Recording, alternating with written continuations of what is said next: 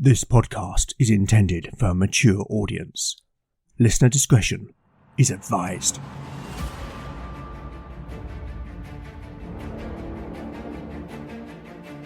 Welcome back to Legend of the Bones. Following in the footsteps of giants, Legend of the Bones is a chimera.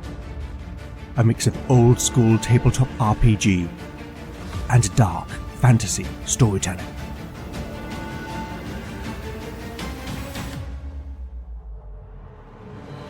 As its name might suggest, in Legend of the Bones the dice rule. There'll be no rerolls, no fudging the dice, no metacurrency. The roll of the bones will determine the character's destiny, and no one will be spared their fate. None shall escape the destiny of Bone.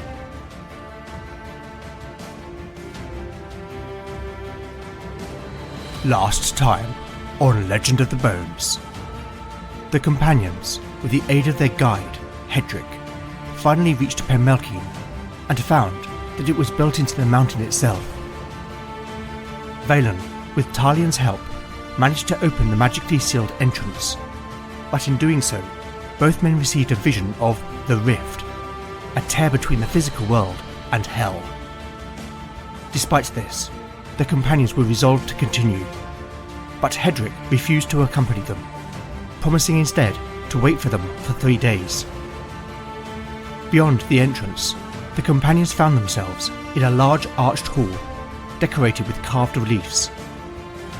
Moving into a side chamber, they discovered a room that had been used by Demelza as living quarters, and whereupon they found a diary apparently belonging to her unknown apprentice. In the diary, the apprentice recounted the pair's journey from Angarak, and how Demelza kept an amulet close to her, which Valen surmised was the Eye of Krevik.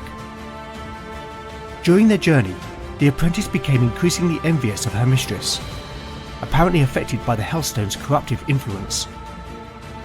Later in the account, Demelza reveals the amulet's true significance and her intent to destroy it.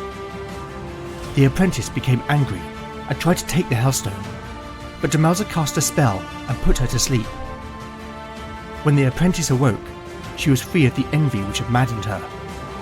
She also found that Demelza was gone, having opened a magically sealed portal leading deeper into the dungeon. But in doing so, she had inadvertently closed the entrance, leaving the apprentice trapped. In her final diary entry, the apprentice is resolved to follow Demelza to help her destroy the Hellstone, or, if her mistress has perished, then to finish the task for her.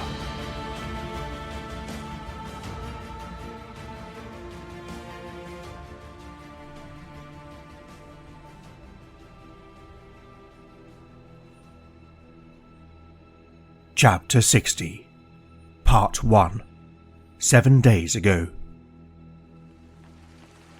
Steam drifted up in wisps from the rumps and flanks of the horses as the armoured column trotted through the steady downpour. Rain slicked the muscular equine bodies, matting manes and glistening over the leather of damp saddles and reins. The air was laden with the scent of damp earth and sweat, while towering cliffs loomed on either side of the path, their jagged silhouettes slicing into low-hanging clouds. The Dragon's Tooth Pass seemed to cradle the darkening sky, holding it hostage until it bled rain. The men rode without complaint, soaked to the bone, their raiments clinging like second skins. Each held an unwavering conviction to their cause, and to the man that led them. He had ignited something greater than loyalty, a vision of a purified world, stripped of sorcery and sin, a land where magic was scourged, blasphemy was punished, and women kept their place beneath the pious gaze of righteous men. They were no mere men. They were the Brethren, holy warriors chosen by the gods to cleanse the land, to drag the faithless into the light, or purge them with Solon's fire. It was the will of the Nine.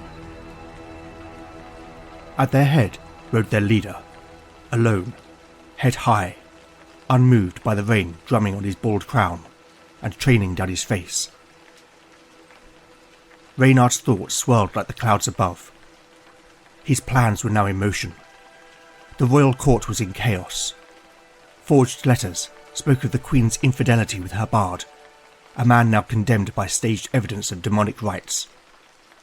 The King's steward, bribed and bent, had levied crushing taxes, fanning noble resentment, and oiling the blade of rebellion.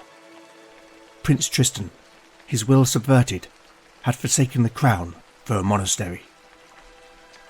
Even now, as Reynard led the brethren to swell the rebel ranks, Brother Tatwine was exposing High Seer Wehrmund for what he was, an adulterer and a hypocrite.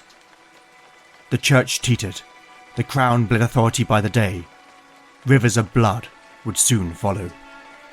And when the desperate masses cried out for salvation, it would be he, Reynard of Harburg, that would answer, the architect of a new world, born from fire.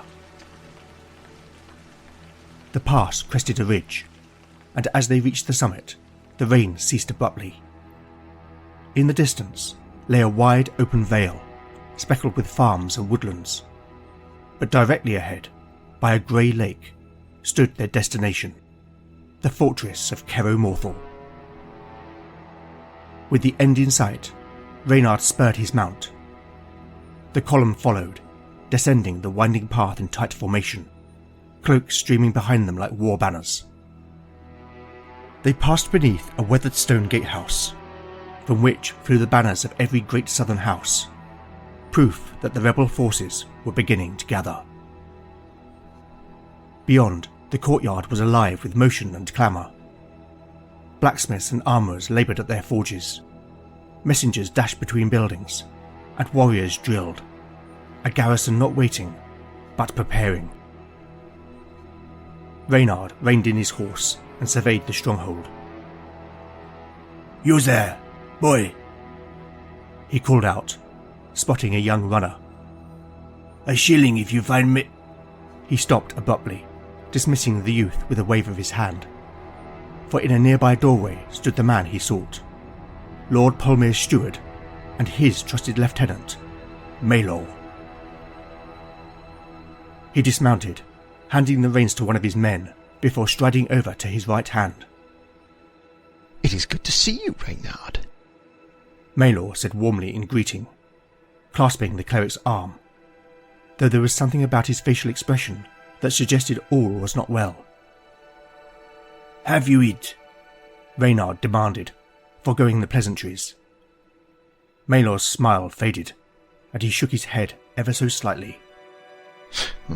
Lemorna's sorcery was too powerful, he replied, his tone apologetic. "She escaped with the eye. I lost 2 men. Reynard cursed, thumping the doorway with a clenched fist. "Peace, Reynard," the steward soothed. "All is not lost. Come." Turning, he led Reynard into the building. The space beyond was simple, functional, and consisting of a single chamber. In the front half, a burly guard sat at a table, whittling a piece of wood, while a large hound lay snoring at his feet. He briefly looked up at the pair, but recognising Maelor, returned to his woodcraft. The back half of the room was divided up with iron bars to form half a dozen cells, in which filthy prisoners sat on equally filthy rushes. Maelor approached one cell. Inside, a bruised man in his 30s looked up, eyes dark with defiance. "This is Zerg, Lemorna's apprentice." "Zerg," Reynard almost hissed the name. "I am delighted to meet you."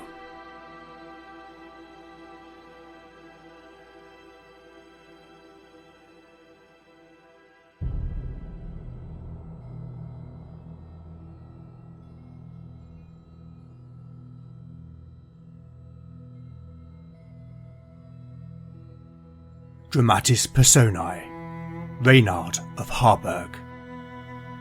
Reynard is a cleric, level 10. He is 42 years old, standing at 5'10" and weighing 170 pounds. His head is bald, but his piercing blue eyes are framed by dark, heavy brows. Reynard was born in Harburg, a trading town in the northern provinces of the Salian Empire. Born into a merchant family, from a young age he was fervently pious, even in a realm steeped in religious devotion. His oddness and intense beliefs made him an outcast among his peers. He was often the target of mockery and violence, returning home bloodied and bruised. On one such occasion, before his 15th summer, Reynard was set upon by a group of youths. Desperate and cornered, he called out to Solon to blind his attackers. In that moment, he heard a voice, warm and fatherly, speak to him, promising power and protection. To his astonishment, a burst of radiance surged from within him. The leader screamed and dropped to his knees, temporarily blind, his eyes flooded with searing light. Though the blindness faded within hours, news of what had transpired spread throughout the community. His parents saw it as a sign from the gods and sent him to the local temple to be instructed in the priesthood. But miracles breed suspicion as often as awe. Jealousy and fear fueled rumours, and whispers spread that Reynard was not chosen by the gods, but touched by sorcery. The injustice of it burned in Reynard's soul, and a desire to distance himself from the accusation transformed disdain for sorcery into hate. Scorned once more, Reynard endured years of isolation until he could bear it no longer. When he came of age, Reynard begged his mentor for a letter of introduction and set out from Harburg, travelling south for many weeks until he reached the holy city of Alcazar and the primacy of the Nine. It was not just a pilgrimage to that great temple, but an opportunity for a new life, studying under the great scholars and theologians of the day. Yet it was here, on the fringes of temple life, that he heard a voice that would shape his destiny. Not divine, but human. Armand of Carassonne, like Reynard, hailed from the Salian Empire. He was a charismatic preacher and scholar who held clandestine gatherings. There, he delivered searing sermons on the rot within the church, accusing the priesthood of becoming soft, appeasing, and indulgent. He called for a radical and literal reading of the Voxus, the sacred text of Solanus the prophet. He declared the church no longer sought to do the Nine's will.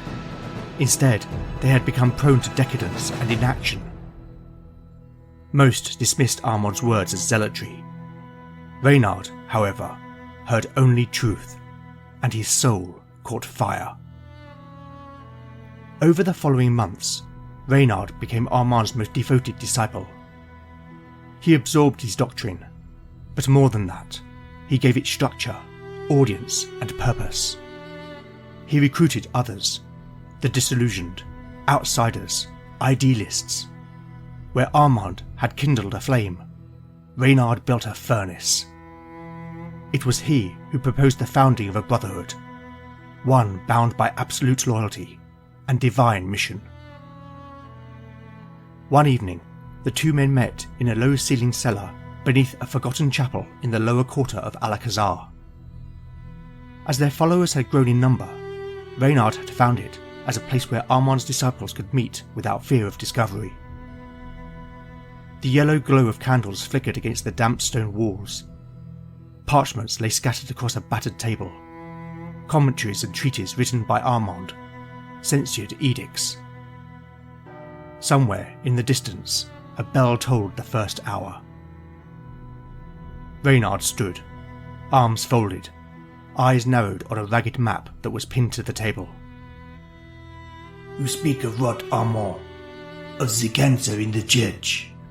But fire alone is not cure. It must be shaped, contained.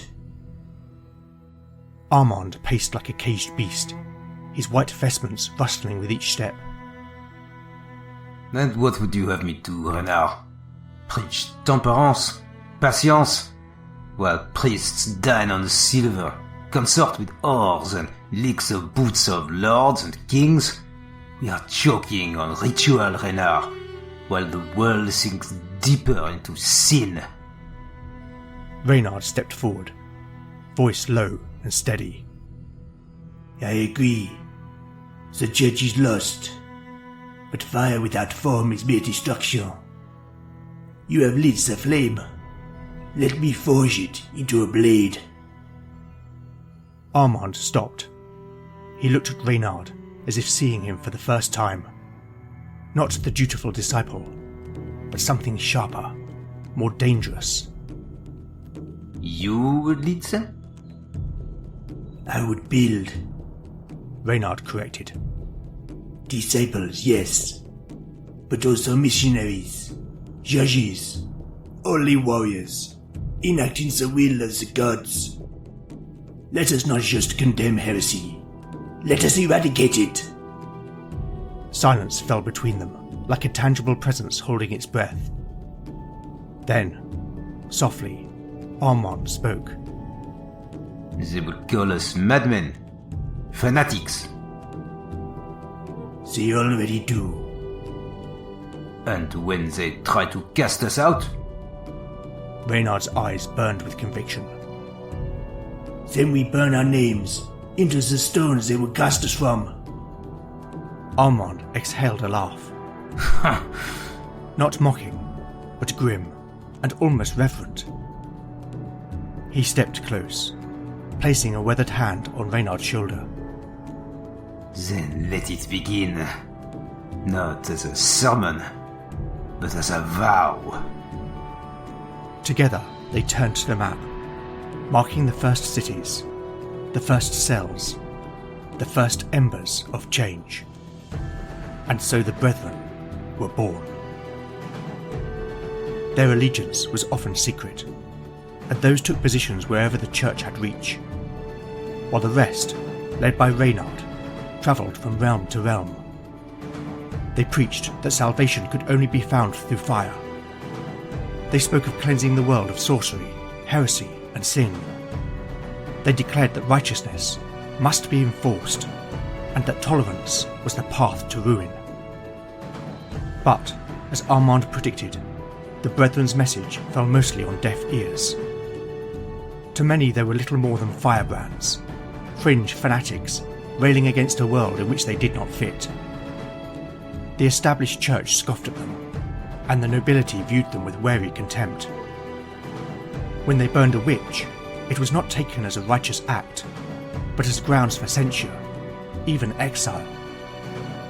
The institutions Reynard had once revered, he knew now were hollow, poisoned by comfort and cowardice.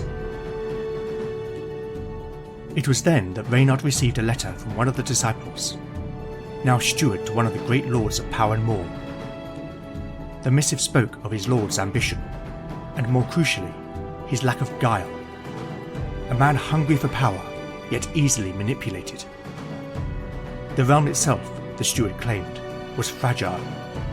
A fractured nobility bickered, a populace steeped in stubborn paganism, and a church whose spiritual leader was a man of weak spine and weaker conviction. Reading the letter, Reynard saw opportunity laid out before him. Here, at last, was a door, unguarded and unbarred, waiting to be opened. He would step through it, not as a priest, but as a herald. A new dawn would rise, and Solon's pyre would burn brighter than the sun.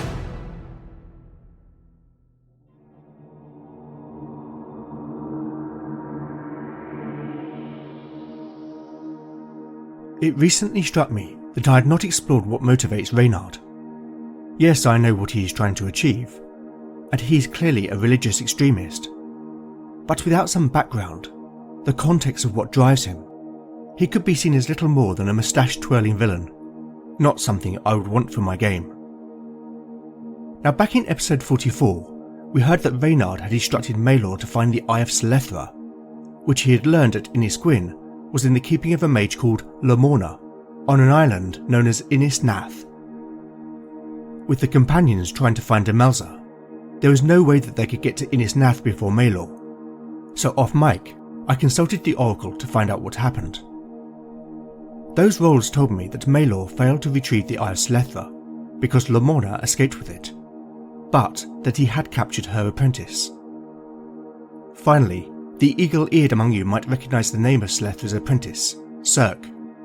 He is the brother of the ghost that Beric encountered at Kerodu, and to whom he promised to return Carenza's brooch, in exchange for being shown the location of the enchanted sword, Callus Cleda. What happens next with regard to the Ice Slethra remains to be seen, but now I'm itching to get back to the companions and find out how they fare in Penmalkine.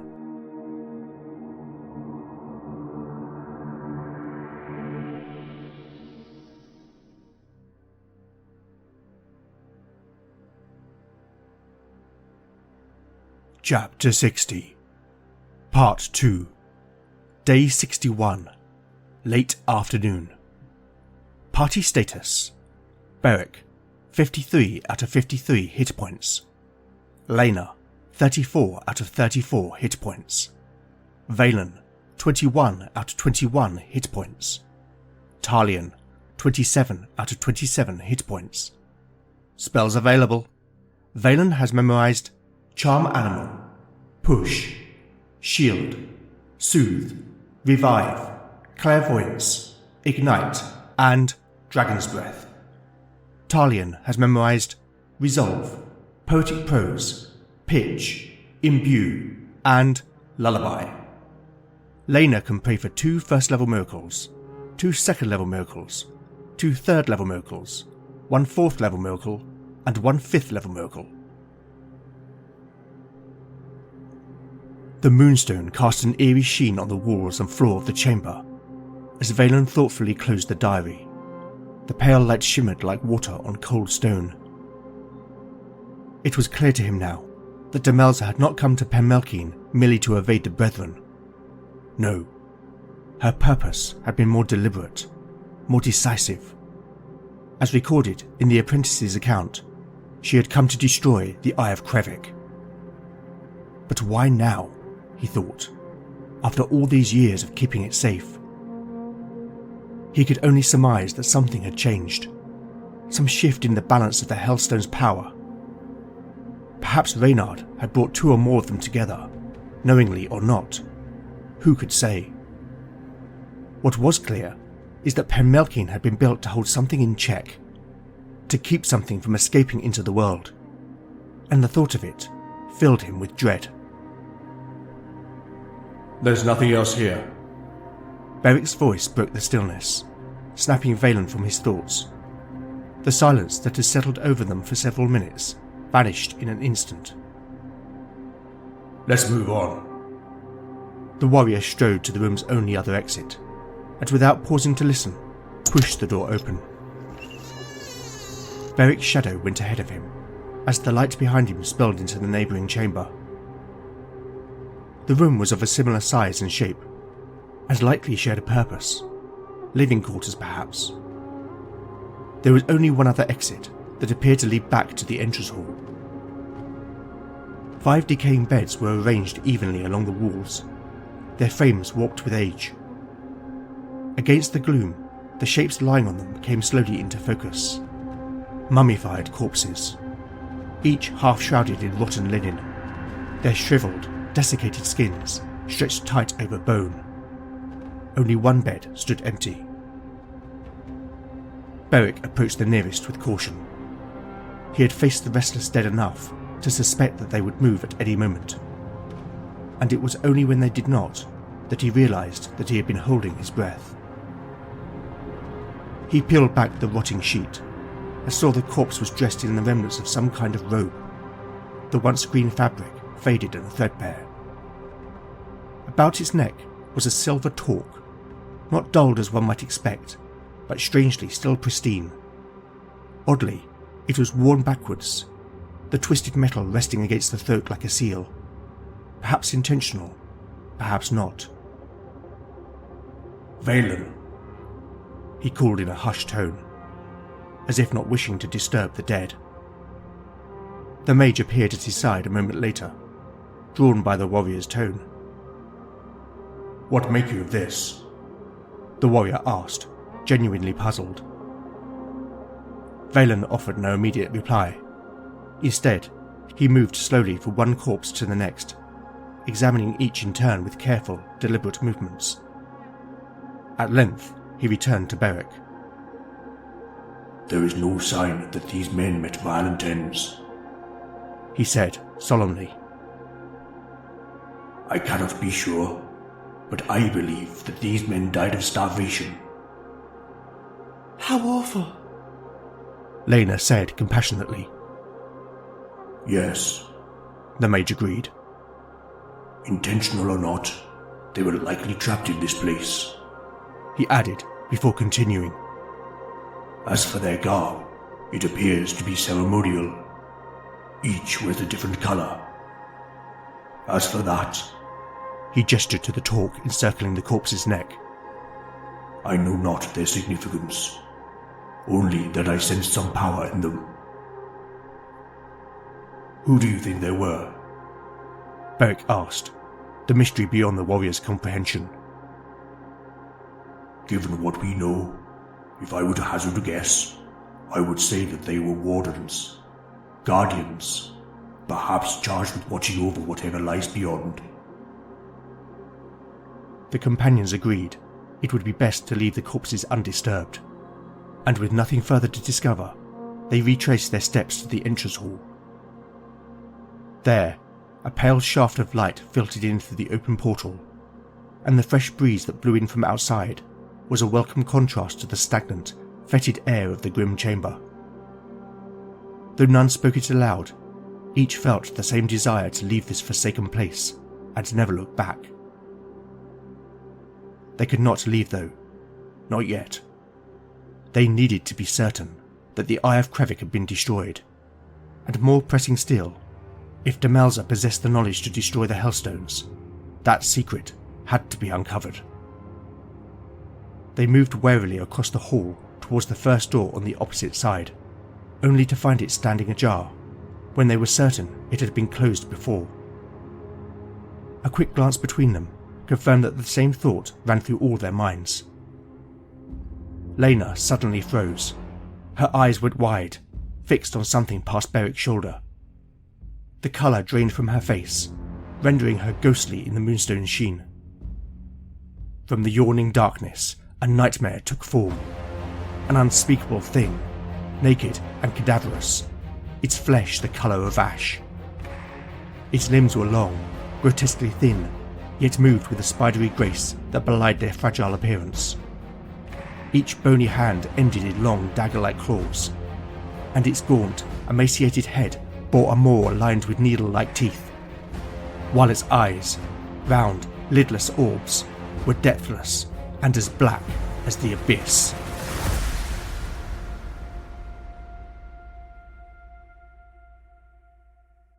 Entering combat. The companions have encountered a Helltaken, a mortal who at the point of death succumbs to corrupting demonic energy, which sustains them in a twisted half-life. This is a custom 7 hit dice creature, the remnant of the 5th Warden of Penmalkine. Helltaken have an ascending armor class of 13, and each round can make 2 claw attacks, dealing 1d6 points of damage, as well as a bite, dealing 1d4 points of damage. In addition, once per day, a Helltaken may use its Hellsight Gaze attack. The creature must first make a successful attack roll against the target's base armor class. This represents making eye contact. If successful, the target must save versus spells, or receive terrifying visions of hell. Such is the trauma of the experience, that the target's wisdom is permanently reduced by 1d3 points. This can only be reversed by the 3rd level homebrew miracle of Cure Mind. The target also loses its next turn as it recovers from the effect. Finally, Helltaken only receive half damage from mundane weapons. Silver and magical weapons damage normally, as does fire. You can find a full creature profile at legendofthebones.blogspot.com. Okay, time to roll the Helltaken's hit points. Rolling 7d8. That's 29, just above the half min out. Right then, let's get to it. Round 1.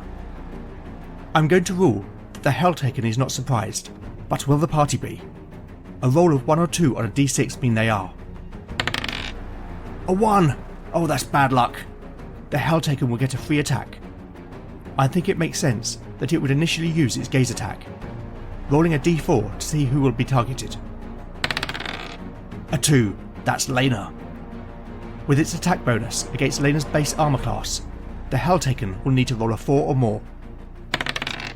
A 15. The cleric will need to roll a 9 or more to save. A 4. The creature locks gaze with the cleric. The depths of its black eyes reveal unspeakable visions of hell. Lena screams in terror, falling to the floor, clutching her head. The cleric will lose 1 point of wisdom. That could have been worse. Round 2. Initiative. The Helltaken. A 5. The party. A 4. The attack on Lena causes the companions to hesitate, and the Helltaken leaps forward with astonishing speed. It will attack Beric, rolling 3 d20s for 2 claws and a bite. It will need to roll 8 or more to hit. A 3, a 19 and a 10 for a total of just 2 points of damage. The warrior is turned away from the creature. It leaps onto Beric's back, scratching his head and grazing the soft flesh of his neck. Though not badly hurt, he cries out in surprise and alarm. Having been on the back foot, the companions must now shake themselves into action. I think Valen would instinctively run to Lena, who is whimpering on the floor, partly to try and help, and partly to protect her while she is incapacitated. Talion, though, will knock an arrow and shoot. With his dexterity bonus and the short range, the bard will need to roll an 8 or more. A 9! But remember, damage from mundane weapons is halved against this creature, meaning it takes 3 points of damage as the arrow strikes it in the back, causing it to release Beric. Beric himself rounds on the creature and attacks with his blade. The warrior will also need to roll an 8 or more to land a blow. An 11 for a total of 5 points of damage as the strike slashes the creature on its forearm. It hisses in pain and surprise. Round 3. Initiative. The Helltaken. A 1. The party. A 6. The companions press the initiative. Talia knocks another arrow and shoots. But with a 5, he cannot get a clear shot without hitting Beric. Having wounded the creature, Beric follows up with a fluid backhanded strike. But with a 5, the creature dodges back with surprising agility. Lena shakes her head and tries to banish the images from her mind, then charges forward with her warhammer. She will need a 12 to hit. A 6. The cleric is not focused, and her warhammer swipes impotently. Valen is not going to let Lena fight without him, despite having no protective enchantments to shield him. He rushes forward with his staff. The mage will need a 13 or more to hit. Another 5! The Helltaken is just too quick. Well, that was a terrible round for the party. Let's see who the creature will target for its next attack. It's Beric again, rolling 3 d20s. A 2, an 8 and a 6. One of its claws breaks across the warrior's thigh for 2 points of damage. Neither side seems to have the upper hand as we enter round 4. Initiative. The Helltaken. A 1. The party. A 3. Can Talion find an opening for a shot? An 18, yes! But for just 1 point of damage, as the arrow whips past the Helltaken's head, scratching its face. The companions haven't worked out that the creature has some resistance to mundane weapons, so it's imperative that Beric lands a blow with Callous Cledder. The warrior strikes out with the enchanted sword. A 17 is a hit for a total of 5 points of damage as the blade bites into the creature's thigh. Lena tries to regain her focus, swinging her warhammer overhead, hoping to crush the creature's skull. An 18 is a hit for just 2 points of damage. The Helltaken tries to dodge, and whilst the blow misses its head, it glances off its shoulder. Valen moves so that the Helltaken is now surrounded on 3 sides. He strikes out with his staff. An 18 is a hit for 1 point of damage as he jabs the creature in the stomach. The Helltaken is down to just 9 hit points, but given this creature is possessed, it has a morale of 12 and will fight to the death. This round it will target... It's Beric again. This makes sense. The creature can sense the magic weapon and fears the warrior the most. It launches itself again at the big man. A 7, a 6 and a 9 as it darts inside the warrior's defences and bites Beric on the right forearm for 3 points of damage. This is feeling like a war of attrition, but I think the party has the edge. With luck, and if they win the initiative, they might be able to finish the fight in Round 5. Initiative. The Helltaken. A 4. The party. A 2. That last attack on Beric was so quick that the party has lost their advantage as the warrior stumbles back. The Helltaken this round will target... It's Lena. It sees the holy symbol hanging about the cleric's neck and becomes enraged, lunging forward. A 17 and double nat 20s! This is unprecedented and is serious trouble for Lena.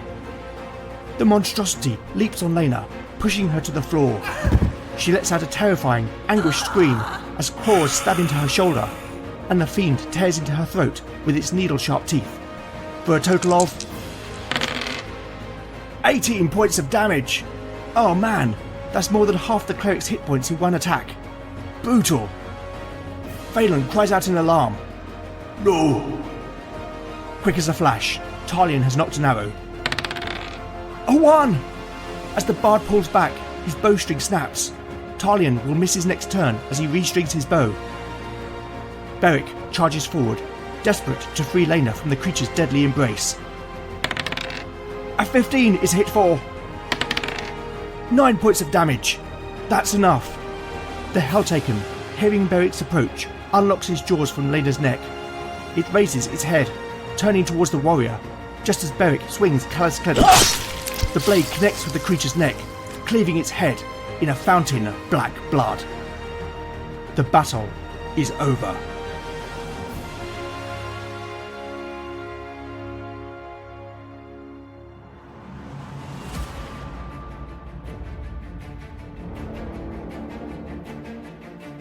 Thank you for listening to Legend of the Bones. I hope you've enjoyed the show. If you like what you've heard, then please consider rating and reviewing the show in your podcatcher of choice. Not only do I love seeing the feedback, but it really does help the show reach new listeners. As always, where would I be without my amazing cast of voice talent? A newcomer to the show, playing the role of Maelor, is Mike Burnett. Mike is the GM of the Billowing Hilltop podcast, a hilarious and wonderfully irreverent show that's definitely worth your time. Returning to the show, in the new role of Armand of Carassonne, is Carl White, the creator of the superb Lone Adventurer podcast. If you like what I do here, then I thoroughly recommend checking it out. I'll put Mike and Carl's links in the show notes. You could also help by liking or reposting new episode announcements, or by recommending the show online or to a friend. You really can't beat the power of word of mouth. Alternatively, if you'd like to show your appreciation by buying me a metaphorical cup of tea, then I have a Ko-fi page at ko-fi.com/Legend of the Bones.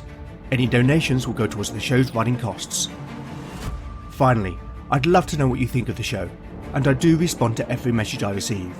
So with that in mind, you can contact me on X at LegendBones, Blue Sky at LegendBones, Mastodon at LegendBones, at ttrpg-hangout.social, Instagram at legendofthebones, email at legendofthebones@gmail.com, or go to legendofthebones.blogspot.com for show notes, house rules, character profiles, art, maps and more. Join me next time to find out what awaits our adventurers as the bones decide their fate. None shall escape the destiny of bone.